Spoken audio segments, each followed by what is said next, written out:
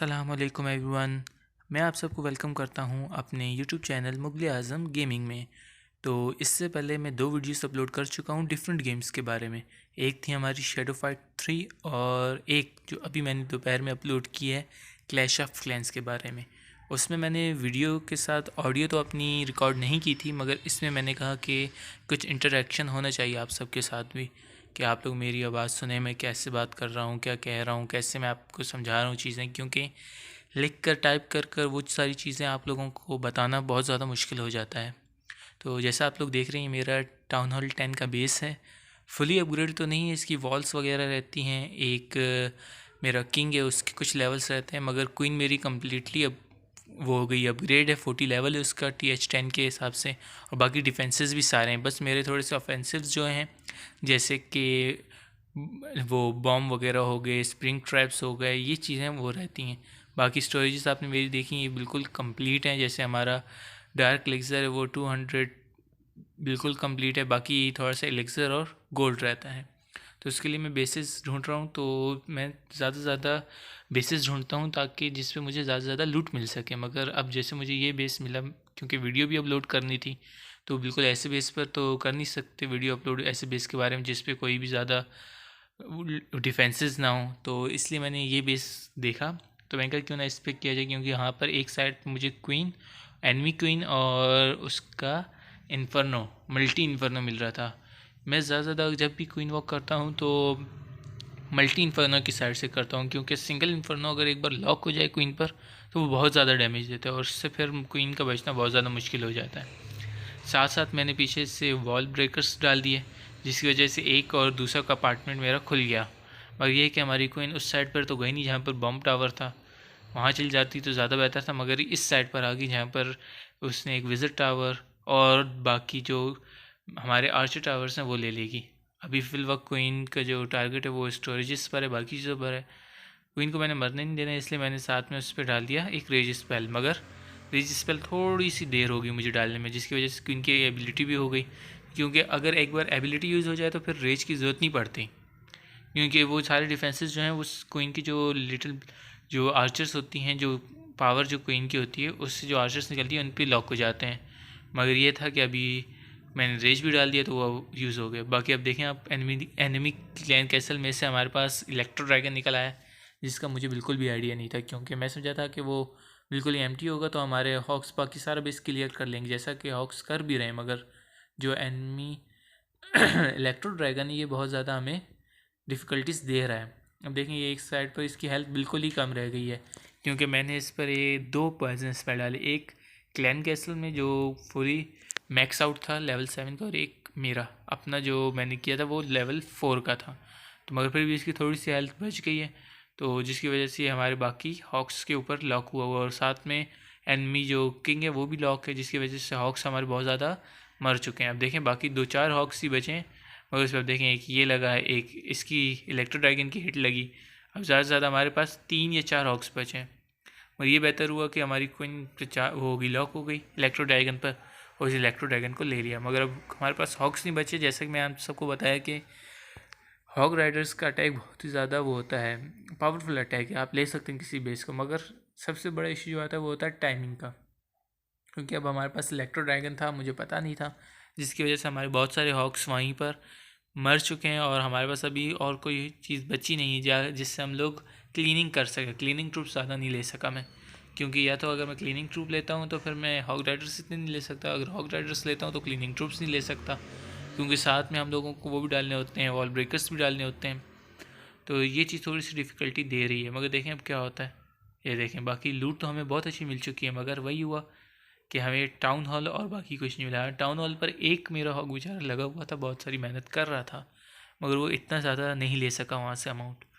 तो जैसा आप देख रहे हैं कि क्वीन हमारी पिछले अटैक में बिल्कुल ही उसको डैमेज इतना तो नहीं आया था, क्योंकि उस पर हीलर्स थी सारी, तो वो अभी भी उसकी हेल्थ थी। तो मैंने वापस बेस ढूंढा जिससे हम अटैक कर सकें। अभी मेरे पास बिल्कुल भी क्लैन कैसल में कुछ भी नहीं है।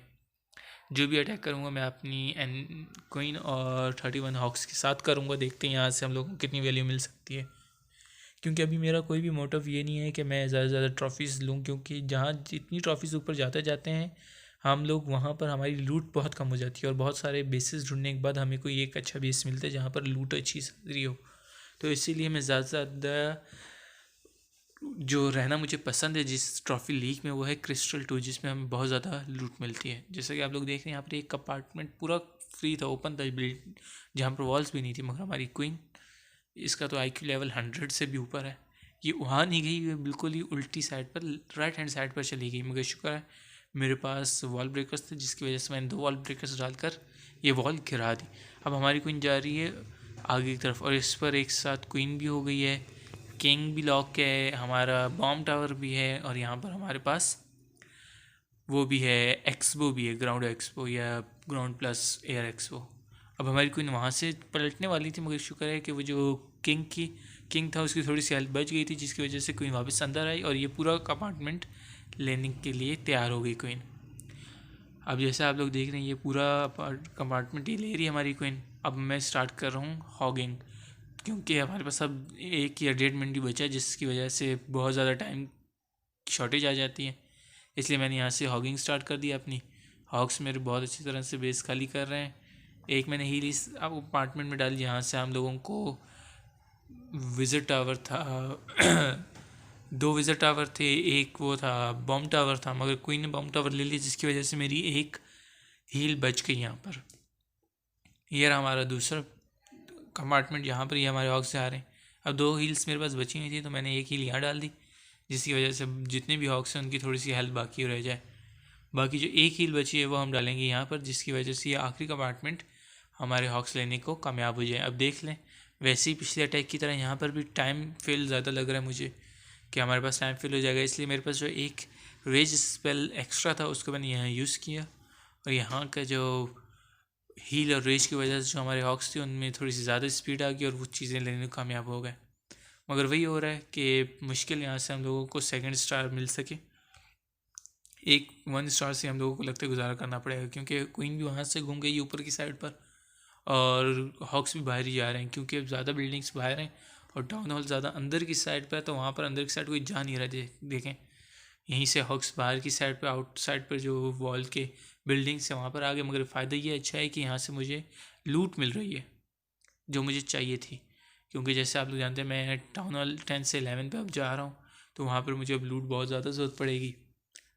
तो जल्दी जल्दी मैं चाह रहा हूँ कि मैं अपनी स्टोरेज फुल कर लूँ, क्योंकि 2 या 4 दिन में हमारे पास टाउन हॉल 11 अनलॉक हो जाएगा, तो उसके लिए फिर बहुत सारी चीज़ें लेनी पड़ेंगी, क्योंकि हमें वहाँ पर अपनी ईगल आर्टरी मिलती है, हमें ग्रैंड वार्डन मिलता है, वहाँ पर हमें बहुत सारी नई नई चीज़ें मिलती हैं।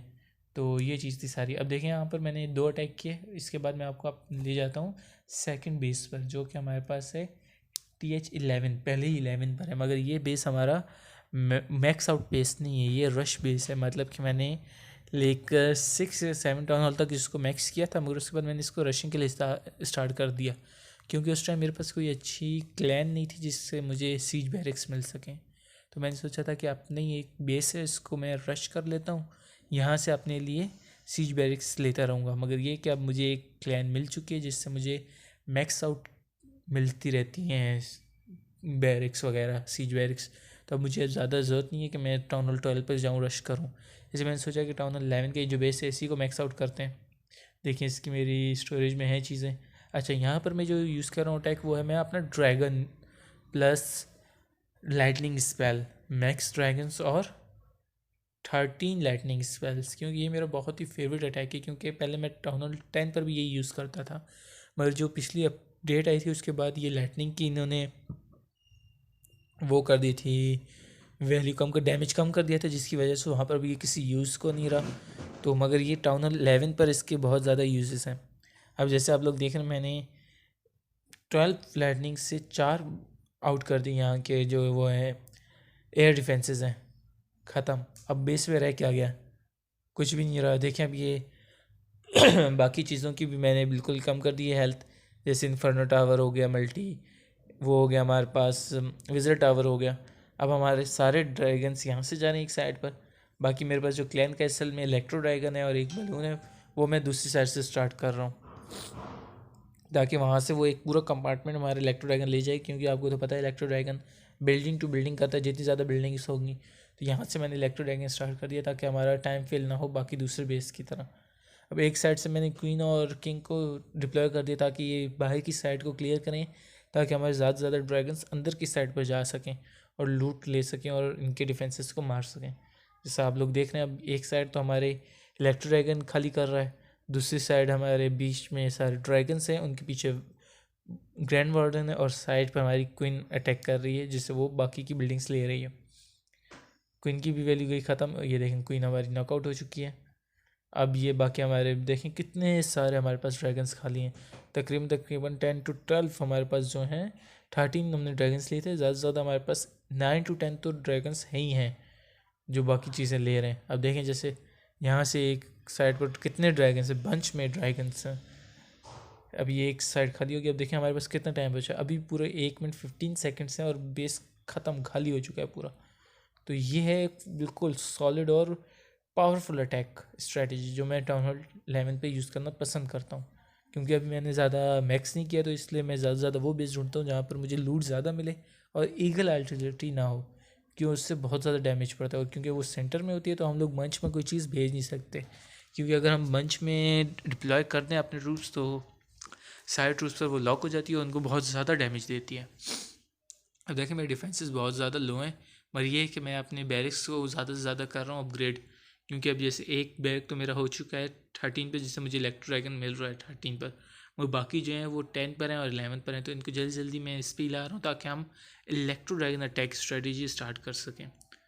तो ये था आज की वीडियो के लिए मेरे सारे फ्रेंड्स। तो अगर आपको मेरी वीडियो पसंद आए तो प्लीज़ लाइक और सब्सक्राइब।